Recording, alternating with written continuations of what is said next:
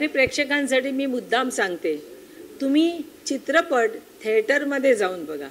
तुम्ही जे OTT प्लॅटफॉर्मवर पाहता, जी मजा तुम्हाला थिएटरमधून येते ती तुम्हाला घरी बसून बघण्यात येत नाही. याचं एक कारण, तुम्ही OTTवर बघत असताना डोअरबेल वाजते, घरात कुकरची शेटी वाजते, मेडला तुम्ही इन्स्ट्रक्शन देत असतात, नवरा असतो तो बायकोला सांग जागं मला एक कप चहा घेऊन ये. हे खूप तुम्हाला डिस्टर्बन्स असतं. तुम्ही शांततेने एकाग्रतेने चित्रपट पाहू शकत नाही. व्हेअरएज तुम्ही जर थिएटरमध्ये जाऊन चित्रपट पाहिलात तर तुम्हाला त्या चित्रपटाचा आनंद घेता येईल. मी फक्त माझ्याच चित्रपटांविषयी बोलत नाही आहे, सर्व चित्रपटांविषयी बोलते. आणि मराठी प्रेक्षक हा थिएटरमध्ये जात नाही. अजून एक मला शासनाला पण सांगावंसारखं वाटतं की प्रत्येक मल्टिप्लेक्समधला एक स्क्रीन मराठी चित्रपटांसाठीच राखून ठेवला पाहिजे. मग तिकडे शाहरुख खानचा असू देत, सलमान खानचा असू दे, आमिर खानचा, कोणाचाही हिंदी चित्रपट आला तरी त्या थिएटरला हिंदी चित्रपट लागताच कामा नये आणि तिकडे मराठी चित्रपट लागला पाहिजे. तर थोडीशी मराठी इंडस्ट्री जगेल. नाहीतर जर अशा तऱ्हेने खूप छान छान फिल्म बनत आहेत आणि मराठी फिल्म तुम्ही बघाल तर त्याचा गाभा, कारण मराठी वाङ्मय एवढं आहे, त्याचं कॉन्टेंट जे मराठी फिल्ममध्ये आहे ते तुम्हाला हिंदी, गुजराती, सिंधी त्याच्यात सापडत नाही. का लोक त्यांच्या लँग्वेजमधले चित्रपट मराठी कादंबऱ्यांवर आधारित करतात? कारण जी गोष्ट मराठीत आहे, मराठीचा सुगंध आहे, तो सगळीकडे पसरतोय. सगळ्यांना त्याच कथांवरती चित्रपट करायचे असतात. तर मला असं वाटतं, मी लोकांना आवाहन करेन की तुम्ही कृपया हे चित्रपट थिएटरमध्ये जाऊन बघा. तुम्हाला त्याचा आनंद पण तुम्हाला मिळेल. आणि मराठी सगळे चित्रपट टॅक्स फ्री असतात हो, तुम्ही नक्की जा.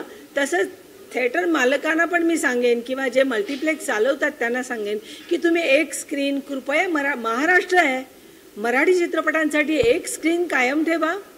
तसंच जे कॅन्टीन असतं तिथे, पूर्वी आम्ही जेव्हा चित्रपट बघायचो 50 रुपयात किंवा 100 रुपयात वेफर, पॉपकॉर्न, सॉफ्ट ड्रिंक, पाण्याची बाटली घरून घेऊन जायचो. हे सगळं बघता येतं. परंतु आज तुम्ही एखादा चित्रपट बघायला गेलात, चित्रपटाच्या तिकिटाने एवढाच खर्च त्या खाण्याचा असतो. तर मला असं वाटतं की काहीतरी याच्यावर विचार व्हायला पाहिजे. तुम्ही तुमचं घरून खाणं आणा, परमिशन द्या. अनेक आता मराठी चित्रपट बघण्याचा जो एक ग्रुप आहे तो 50+ आहे. आजची तरुण पिढी मराठी चित्रपट बघत नाही. त्यामुळे मी सगळ्या तरुण पिढींना पण आवाहन करेल की असे चित्रपट तुम्हाला हिंदी, इंग्रजीमध्ये पाहायला मिळणार नाही, याचे मराठीत बघायला मिळतील. तर खास करून तरुण पिढीने मराठी चित्रपट बघायला पाहिजेत. आपली संस्कृती काय आहे, मराठी म्हणजे काय, महाराष्ट्रीयन घरातलं वातावरण काय आहे, जी चव तुमच्या पुरणपोळीला, वरण भाताला आहे ती तुम्हाला पिझ्झा आणि याला येणार नाही. तर माझी गोष्ट लक्षात असू द्या आणि त्याप्रमाणे बघा.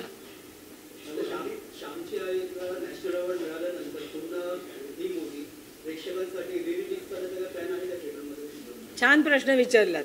मला हा प्रश्न प्रत्येक कॉन्फरन्समध्ये विचारला जातो, प्रत्येक मुलाखतीत विचारला जातो. मी आता तुम्हाला थोडक्यात सांगते. हा सिनेमा पुण्याला चाफळकरांचं थिएटर आहे, मल्टिप्लेक्स आहे, तिथे लागला होता. आणि ते मला म्हणाले होते, इतका सुंदर सिनेमा आहे मॅडम, मी हा सिनेमा 1 महिनाभर तरी इथून काढणार नाही आणि हा सिनेमा मी एका स्क्रीनला ठेवणार. परंतु एका आठवड्यातच त्यांनी तिथून चित्रपट काढला. जेव्हा त्यांनी काढला मला खूप वाईट वाटलं. मी त्यांना म्हटलं, का हो, तुम्ही तर म्हणाला होतात मी काढणार नाही, इतका छान चित्रपट आहे, लोकांनी बघायला पाहिजे. तर ते म्हणाले, मॅडम काय करू. त्याच वेळेला एक मोठ्या बॅनरचा हिंदी चित्रपट आला आणि त्यांनी सांगितलं की सगळ्या स्क्रीनला आमचा चित्रपट लावा. म्हणून तो चित्रपट तिथून काढावा लागला. आता तुम्ही माझं थिएटरही होतं बरं का, महाराष्ट्र गोवा बॉर्डरला. त्यामुळे ते म्हणे, मॅडम तुमचं थिएटर पण होतं, तेव्हा तुम्हाला माहिती आहे थिएटर मालकाची दुःख काय आहेत. जर मराठी चित्रपटाच्या एका तिकिटामागे मला 50 रुपये मिळत असतील तर हिंदी चित्रपटाच्या एका तिकिटामागे मला 200 ते 250 रुपये मिळतात. आता तुम्हीच सांगा व्यावसायिक गणित कसं बसेल. तुम्ही माझ्या जागी असतात तर काय केलं असतं, मी काही बोलू शकले नाही. त्यामुळे हा चित्रपट चांगला असूनही, त्याचे रिपोर्ट्स एवढे चांगले असूनही हा चित्रपट सगळ्यांना पाहता आला नाही. उदाहरणादाखल तुम्हाला काही गोष्टी सांगते. तुम्ही कम्फर्टेबल आहात ना? मी काही जेव्हा हा चित्रपट पहिल्यांदा मी फक्त माझ्या घरातले कोणी कधी शूटिंग बघायला येत नाहीत की आम्हाला भाग घ्यायचा म्हणजे कोणालाही इंटरेस्ट नाही. परंतु झाल्यानंतर मी स्पेशल त्या सोहोमध्ये अरेंज केलं होतं. फक्त माझे फॅमिली मेंबर, मी, माझ्या सुना, माझे नातवंड, माझी दोन्ही मुलं, माझ्या नंदा, माझ्या बहिणी, फक्त एवढे मेंबर आम्ही होतो आणि सिनेमा बघत होतो. एका व्यक्तीला फक्त मी बोलवलं होतं, ते म्हणजे उज्ज्वल निरगुडकर. उज्ज्वल निरगुडकर म्हणजे मी तुम्हाला त्यांच्याबद्दल काही सांगायलाच नको. ते एकटे इंडियन आहेत की जे ऑस्करवरती ज्युरी म्हणून काम करतात. तर ते आमचे फॅमिली फ्रेंड आहेत. म्हणून मी त्यांना म्हटलं, उज्ज्वलजी तुम्ही या आणि ही फिल्म कशी झाली आहे ते बघा, तुमचं काय सजेशन आहे, मी काय चेंजेस वगैरे करू का त्याच्यात, कारण सगळे स्पेशल इफेक्ट वगैरे झालेले नव्हते. पहिली झालेली जी कॉपी होती ती त्यांना दाखवली, म्हणजे मी चेंजेस करू शकत होते. सिनेमा संपला आणि ते म्हणाले की हा सिनेमा ऑस्करच्या लायकीचा झालेला आहे. एकही ह्याच्यात कमतरता नाही आहे. टेक्निकली सुद्धा इतका सुंदर सिनेमा झालेला आहे. हा तुमचा सिनेमा ऑस्करला जाईल, हे त्यांचे शब्द होते. म्हणजे मी त्यांना म्हटलं, मला तुमचं खरं आणि परखड मत हवं आहे. जिथे चुकलं आहे ते मला चुकलं आहे म्हणून पण सांगा. तर ते म्हणाले, मी खरंच सांगतो की ह्याच्यात काहीही दोष काढण्यासारखं नाही. आता जे फायनल टचअप आहे ते तुम्ही करा. त्यानंतर हा चित्रपट महेश मांजरेकरजीने पाहिला. महेश मांजरेकर म्हणाले, माझ्या अंगावर शहारं आलं हा चित्रपट बघून. इतका अप्रतिम चित्रपट झालेला आहे, कुठेही काहीही दोष काढण्यासारखं नाही आहे. हा चित्रपट तुला अवॉर्ड मिळवून देणार. नॅशनल अवॉर्ड तर कुठेच गेलं नाही, हे त्यांचे शब्द. त्यानंतर आमच्या इथे एक डॉक्टर अविनाश फडके म्हणून एक डॉक्टर आहेत. ते सगळे सिनेमे पाहतात आणि एकदम फिल्मचे दर्दी आहेत. डॉक्टर पॅथॉलॉजिस्ट आहेत, ते त्याच्यातले एक्सपर्ट आहेत. त्यांचे सगळीकडे चेन आहे बघा. त्यांनी हा सिनेमा पाहिला आणि त्यांनी सिटीलाईटची 1000 तिकीटं विकत घेतली. त्यांच्या पूर्ण स्टाफला, नातेवाईक सगळ्यांनी हा सिनेमा बघायला पाहिजे, थिएटरमधून हा सिनेमा जाता कामा नये म्हणून वेगवेगळ्या दिवसाची वेगवेगळी 1000 तिकीटं घेतली आणि सगळ्यांना त्यांनी तिकीटं वाटली, जेणेकरून मॅक्झिमम लोकांनी हा सिनेमा पाहावा. असे जयेंद्र साळगावकर कालनिर्णयवाले, त्यांनी बघितला. ते घरी आले आमच्या आणि म्हणाले, अमृता, हा चित्रपट तुला नॅशनल अवॉर्ड मिळवून देणार.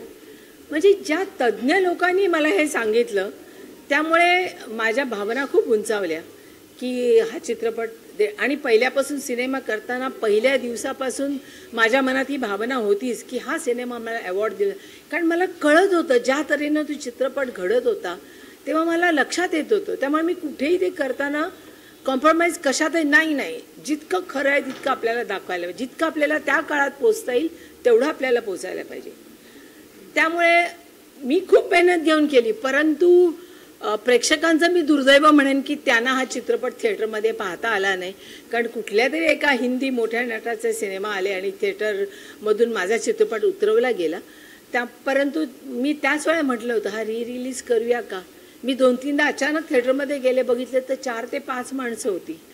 तर आणि ज्या तऱ्हेने रिस्पॉन्स आला त्याने मला खूप वाईट वाटलं की अरे, मी एवढे 6-7 कोटी घालून हा सिनेमा बनवला आणि मला 6-7 हजार पण मिळत नाही आहेत. परंतु तेव्हाच एक इंटरनॅशनल फिल्म फेस्टिवल बँगलोरला झाला आणि श्यामच्या या चित्रपटात 10 लाखाचा चेक मिळाला बेस्ट फिल्म म्हणून. मला पुन्हा जाणीव झाली की नाही, माझा चित्रपट छानच झालेला आहे. आणि त्यामुळे हळूहळू मनात त्याच वेळेला विचार येत होते की आपण पुन्हा रिलीज करूया का. आणि आता तर अगदी म्हणजे हे मी ठरवलंच आहे म्हणायला हरकत नाही की हा सिनेमा रिलीज करायचा. कारण लोकांना थिएटरमध्ये नव्हता म्हणून बघता आला नाही. पण यावेळेला मात्र मी प्रेक्षकांना विनंती करेन, मी फक्त एका आठवड्यासाठी तो रिलीज करेन एक मोजक्याच थिएटरवर.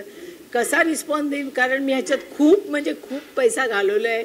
मला समजते की माझं किती नुकसान झालं आहे, पण हे नुकसान सगळं एका नॅशनल अवॉर्डने मला जे नाव मिळालं आहे त्याच्यात सगळं भरून आलं आहे असं मी समजते.